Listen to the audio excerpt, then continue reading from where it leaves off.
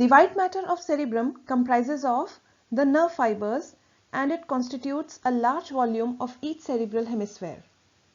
The white matter is classified into three types of fibers: the association fibers, the commissural fibers, and the projection fibers. Association fibers are those that connect two different functional areas within the same cerebral hemisphere. Commissural fibers connect two similar functional areas in the two different cerebral hemispheres. The projection fibers connect the cerebrum with the lower centers. Let us discuss about the association fibers. Association fibers are of two types: short and long association fibers. The short association fibers connect the adjacent gyri and they are also known as arcuate fibers. They hook around a sulcus and connect the adjacent gyri. The long association fibers connect widely separated gyri. The common examples include the uncinate fasciculus. This fasciculus connects the motor speech area and the orbital cortex of frontal lobe with the temporal pole. The cingulum is another long association fiber. It is extending like a girdle or like a circle and it connects the paraterminal gyrus to the uncus. The superior longitudinal bundle is the longest association bundle and it connects the frontal lobe to the occipital and temporal lobes. Another long association bundle is the inferior longitudinal fasciculus and the fronto-occipital bundle.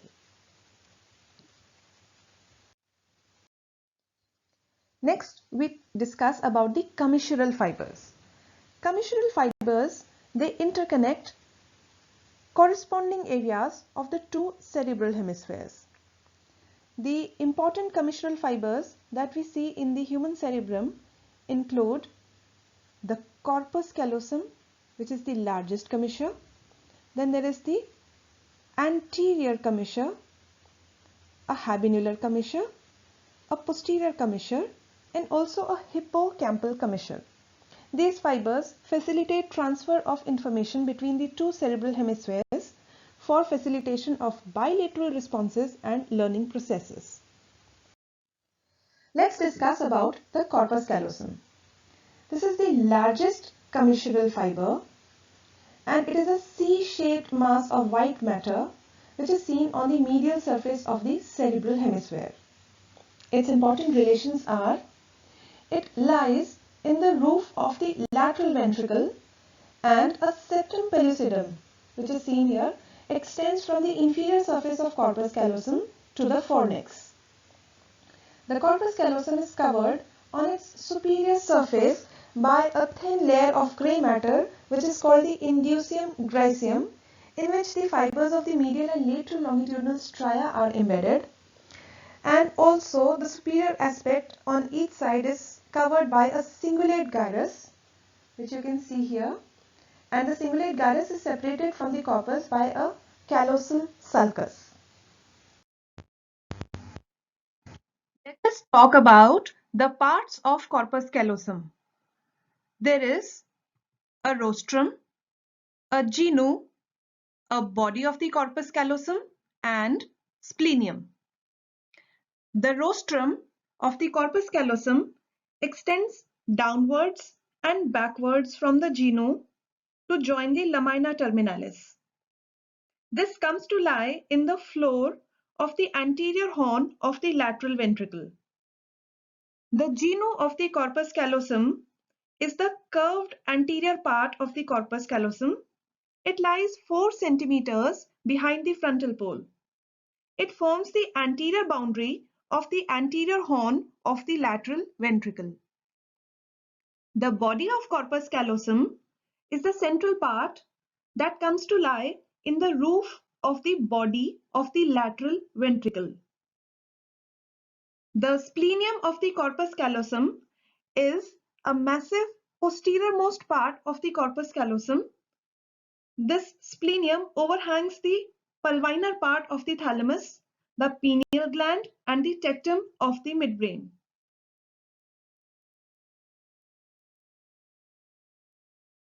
Now, if we trace the fibers of corpus callosum laterally, the fibers of the rostrum of corpus callosum extend inferiorly to connect the orbital surfaces of the frontal lobes of the two cerebral hemispheres.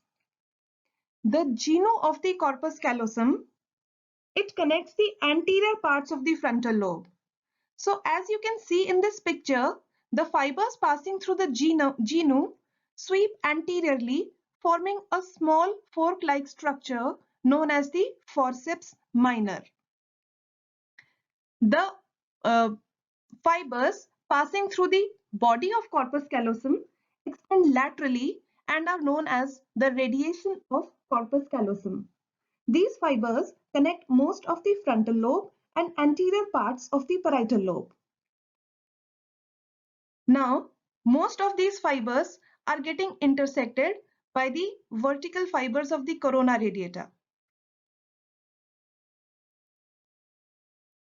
Here you can see now that the fibers passing through the splenium of corpus callosum sweep backwards into the occipital lobes of the two cerebral hemispheres. They form a larger fork-like structure which is called the forceps major. Now, as I've already discussed, that majority of the fibers passing through the corpus callosum, they are intersected by the longitudinal fibers passing through the internal capsule known as the corona radiata. These fibers you can see here in green dots. However, some fibers passing through the posterior part of the body and the splenium are not intersected by the corona radiata fibers. These constitute the tapetal fibers. The fibers of the tapetum, when they sweep backwards, they come to lie in the relation to the posterior horn of the lateral ventricle. They also come to lie in the lateral wall of the inferior horn of the lateral ventricle. The fibers that we had discussed, the forceps major fibers, they raise an elevation in the medial wall of the posterior horn of lateral ventricle, and this elevation is known as the bulb of the posterior horn. Let us talk about the other commissural fibers. There is an anterior commissure. This anterior commissure is located in the upper part of the lamina terminalis, and it interconnects the lower and anterior parts of the temporal lobes, the olfactory bulbs, and the olfactory tubercles of the two cerebral hemispheres. Then there is a posterior commissure. The posterior commissure, it lies in the inferior lamina of the stalk of pineal gland.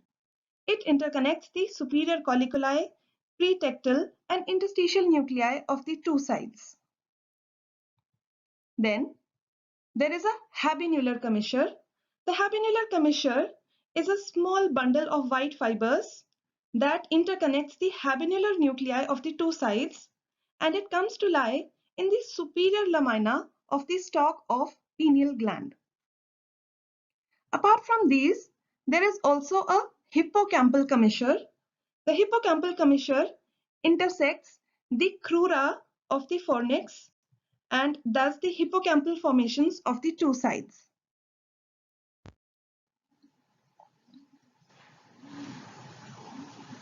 Now, let us discuss about the projection fibers. The projection fibers connect the cerebral cortex to the subcortical centers, including the corpus striatum, the thalamus, the brainstem, and the spinal cord.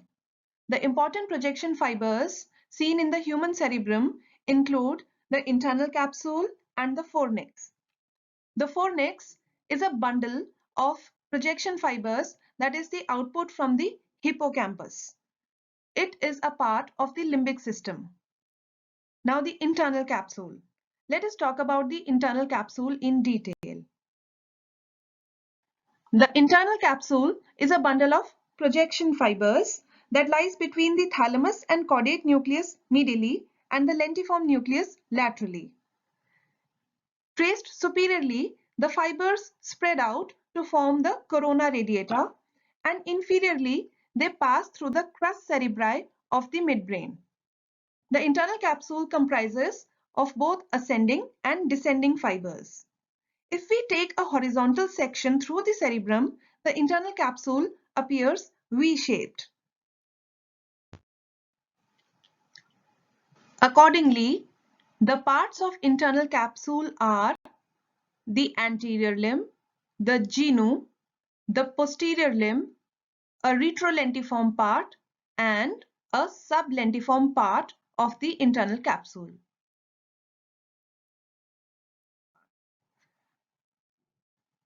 Let's talk about the relations of the internal capsule.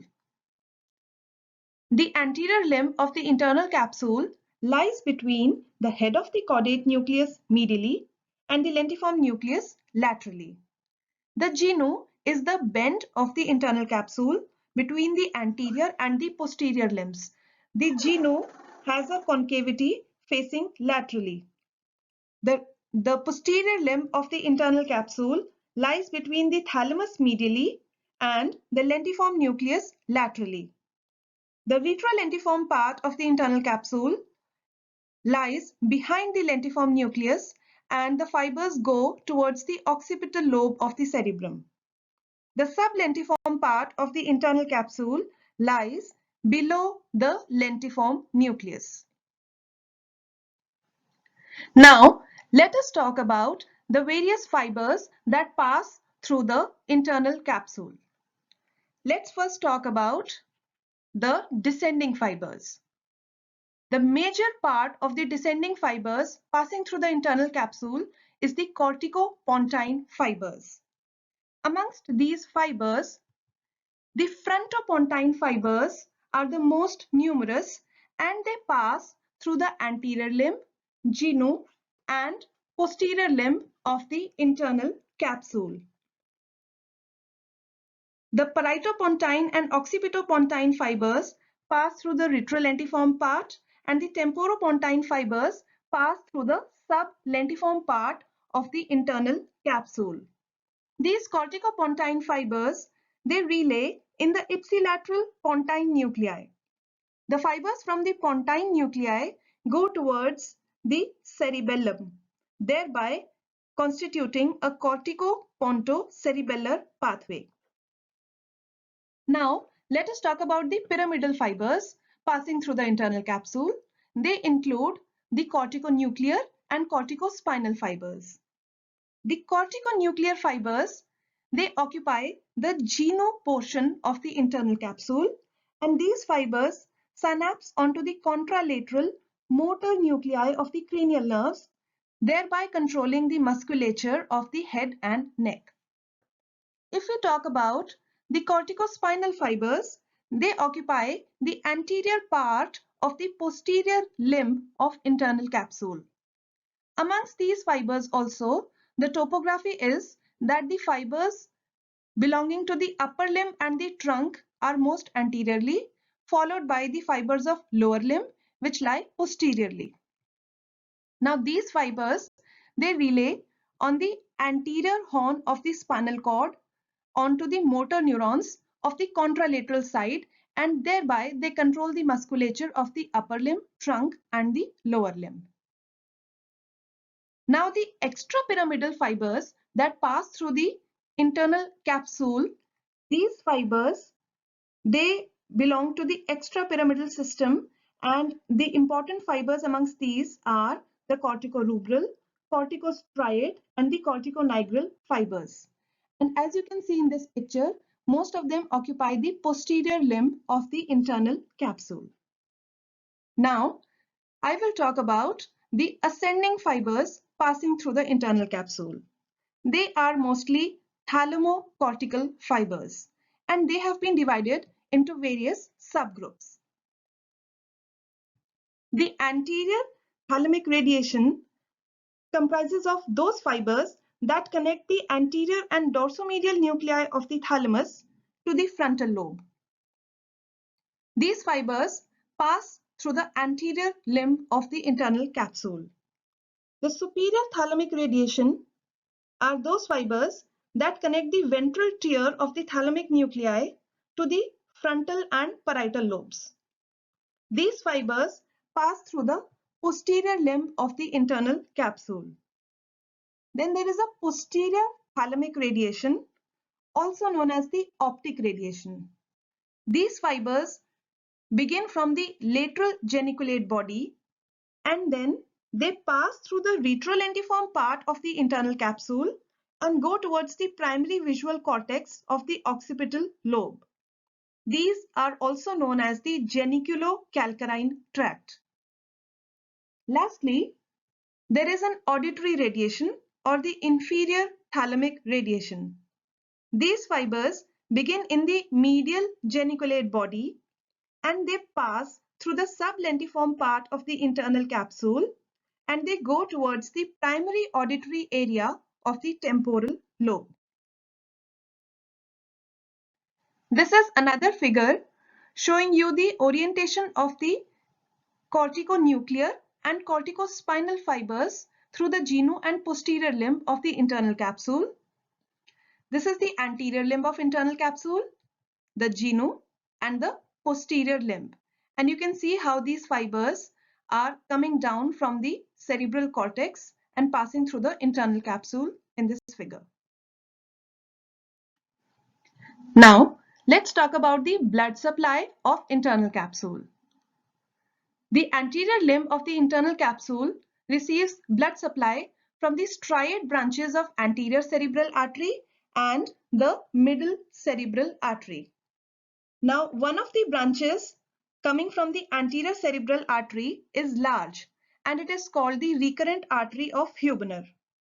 It arises just proximal to the anterior communicating artery and it goes to supply both genu and anterior limb of the internal capsule. The blood supply for the genu comes from the striate branches of the anterior cerebral, middle cerebral artery and some direct branches coming from the internal carotid artery. The blood supply to the posterior limb, as you can see in this figure, is coming from the striate branches of the middle cerebral artery and also from the anterior choroidal artery. Now, one of the lateral striate branches of the middle cerebral artery is very large and it is frequently ruptured in hypertensive subjects leading to cerebral hemorrhage. That is why this striate branch of the middle cerebral artery is also called the Charcot's artery of cerebral hemorrhage. The blood supply for the sublentiform part of internal capsule comes from the striate branches of posterior cerebral and anterior choroidal arteries. The blood supply for the retrolentiform part is from the striate branches of anterior choroidal arteries. Now, the clinical aspects related to the white matter of cerebrum. First of all, agenesis of corpus callosum. So the corpus callosum in this condition is congenitally absent. This condition is also known as the split brain syndrome. Such people can lead an almost a normal life and they can be trained to perform a task with the one hand, but if they are asked to repeat the same task with the other hand, they are not able to do so because of lack of interhemispheric transfer of information. Now, lesions of the internal capsule. First of all, if there is involvement of the Charcot's artery of cerebral hemorrhage, which is commonly seen in the hypertensive subjects. Now the Charcot's artery supplies the posterior limb. So there will be widespread features because of the high concentration of the fibers in the posterior limb of internal capsule. The patient will present with sudden onset contralateral hemiplegia of the upper motor neuron type and also contralateral loss of sensations. If there is involvement of the recurrent artery of Huebner, the patient will present with contralateral paralysis of the face and also of the upper limb because of involvement of the corticonuclear fibers in the genu and adjacent pyramidal fibers in the posterior limb of the internal capsule. If there is thrombosis of the anterior choroidal artery, There will be lesion of the posterior 1/3 of the posterior limb of internal capsule, the sublentiform part and retrolentiform part. So the patient will present with visual and auditory defects. There will be hemianopsia and loss of hearing. These are the major lesions of the white matter of cerebrum. Thank you.